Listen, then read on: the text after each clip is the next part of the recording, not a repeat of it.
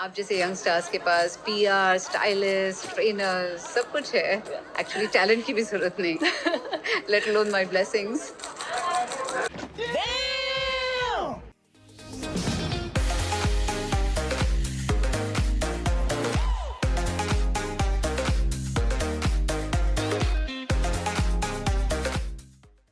This one was a show that I really had to internalize, understand, and take time with. Because as I watched content with the hope that it fully engages me, this show eventually turned out to frustrate me in its conclusion. The return of a legend like Madhuri Dixit comes with a fandom that would most like to protect her work, and any criticism of the same is often met with toxicity rather than consideration. The Fame Game for me is a great example of a series with so many ideas that are fleshed out but concluded really haphazardly. This show is something that I will speak about passionately, so bear with me. The last portion of the video is going to be a slight spoiler-filled rant regarding what I absolutely disconnected with, so I will notify you on the timestamp.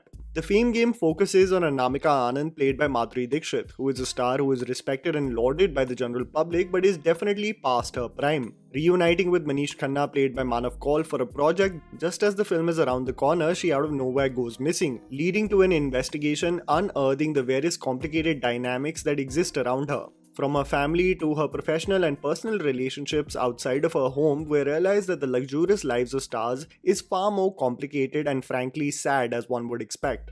The revelations that come with regards to how messed up her life is and what exactly happened to her as she went missing forms the basic crux of the 8-episode series. Here's me telling you the good and bad aspects of the series so that you guys can ultimately decide whether to watch it on Netflix or not. The supporting cast. I personally cannot fault any of the performances of this series. The investigating officer played by Rajshri Deshpande is someone that I will come to later, but the rest of the cast are quite formidable with their respective roles. Sanjay Kapoor has made a mark as the annoying jobless husband with the same level of conviction as he did in Mission Mangal. His character reeks of insecurity and Kapoor really channelizes that well. The fact that you were genuinely getting irritated with the characters is a testament to how convincing their performances were. It's after a very long time that a character has irritated me as much as Anamika's mother, played by Suhasini Mulay. Someone rightly pointed out that this woman has not learned from Dil Chahta Hai to accept their children's choices. She is annoying, toxic, and exudes such vicious negativity that I actually jumped with rage in certain moments whenever she had a snide remark for someone. She is brilliant as the belligerent mother who just does not take no for an answer. If she doesn't get her way, she will manipulate you to follow suit. And she did a splendid job with this role. For me, Manav Kaul as Manish Khanna really stole the show in this uneven series. To channelize the personal struggle of an individual that comes across as sorted in public but is absolutely lonely in his personal life, Manav communicates that angst within Manish Khanna with great ease. There are so many moments in this series, especially when he opens up to Anamika of his struggle mentally. It really does break you. He is one of the most talented actors we have, and I would love to see him one day lead a commercially marketed product because he deserves it.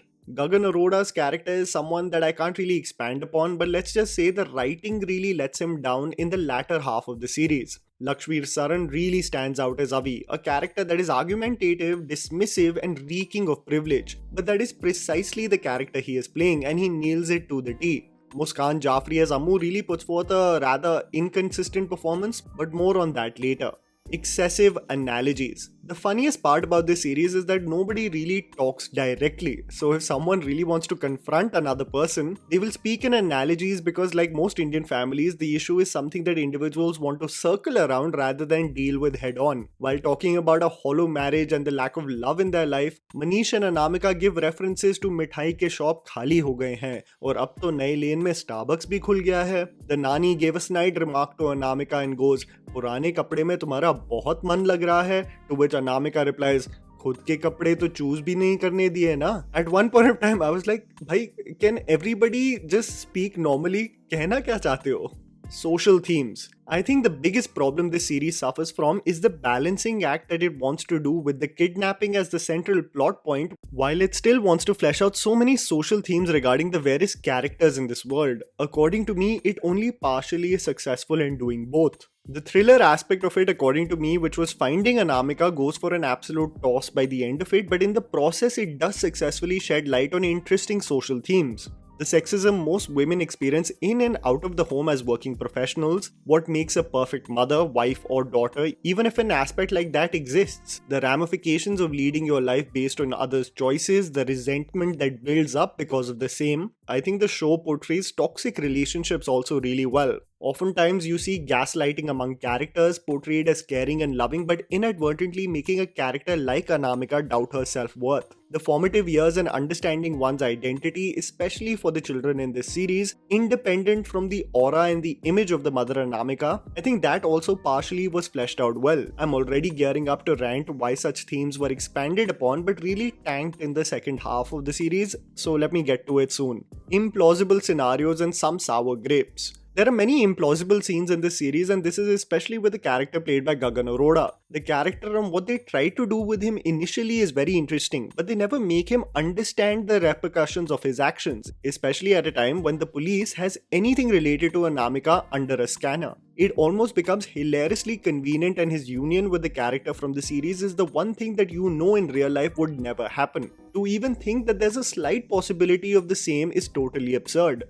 I think this was the first time where I thought Rajshri Deshpande just did the bare minimum. She is mostly stoic and has a very monotone dialogue delivery, which may have been a creative choice from her side, but I found the pace and volume at which she was speaking almost lazy. Muskan Jaffrey as well falters, especially as the episodes progress, and I think it also partly has to do with the writing of the character. Choices are made where her struggle is something that should ideally make audiences empathize with her, but eventually she just gets plain annoying, and I completely disconnected from her teenage angst by the end of it. Madhuri Dixit. Seeing Madhuri Dixit is an absolute treat on screen, and I can wholeheartedly say that she hasn't lost an iota of that acting bug within her body. I think what especially comes across as organic and natural in this series is how she interacts with her children. They account for some of the most memorable sequences as they touch upon social themes that are relevant and make you empathize with characters despite the opulence and privilege that is apparent in each frame. I especially connected with Madhuri Dixit's character's frustration in trying to keep the ship of relevance and stardom afloat, while she is constantly surrounded by toxicity and liabilities. Despite trying her best as a mother, dutiful wife, and daughter, she is constantly reminded of how she is not enough, and that is the reality many working professional mothers have to deal with. And I think it was portrayed with great accuracy with a vessel as talented as Madhuri Dixit. The last two episodes killed the character and world building. Changed my mind about the fact that the last two episodes of this series absolutely undermine how they develop the characters over 6 episodes.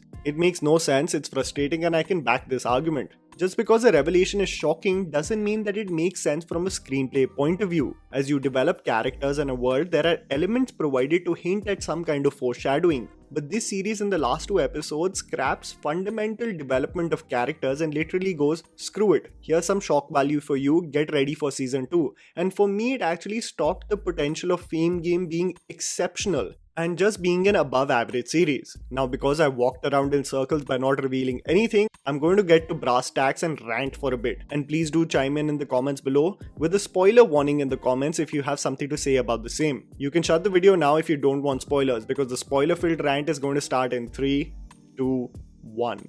Gagan Arora's character as a psychopath made sense, but you understand the ivory towers in which the star kids reside, right? Do you think there's any way he can land Anamika Anand's daughter and just be chilling like it's his own bloody house? Red flags go up immediately even if such a guy is near the vicinity of such privileged kids. The relationship was too far-fetched and implausible to me. And how is he just roaming around scot-free as he had a full-on scuffle with the makeup artist? No fingerprints, no investigation, nothing, and the man's dead?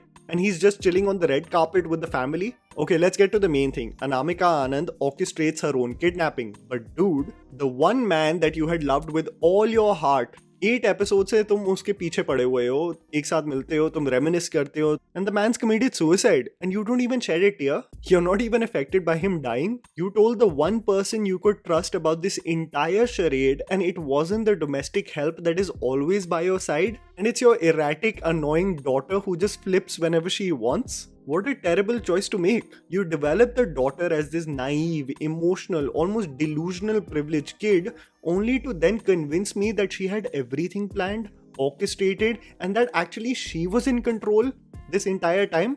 It is absolutely bonkers to me and all over the place, at least when it comes to the conclusion. It's scary on how much from a thriller point of view this series faltered in the last 2 episodes. I'm not saying that this conclusion absolutely ruins the world building and characters that it introduced to us over 8 episodes. But come on, the conclusion was definitely far-fetched and didn't make sense from how it built up the characters. And that was the video, guys. Write down in the comments below what you thought about this series. Please don't forget to follow me on Instagram, the handle is right in front of you. Follow me at JammyPants4. Also, please support us by smashing the like button and subscribing to our channel for weekly content ahead. Thank you for watching.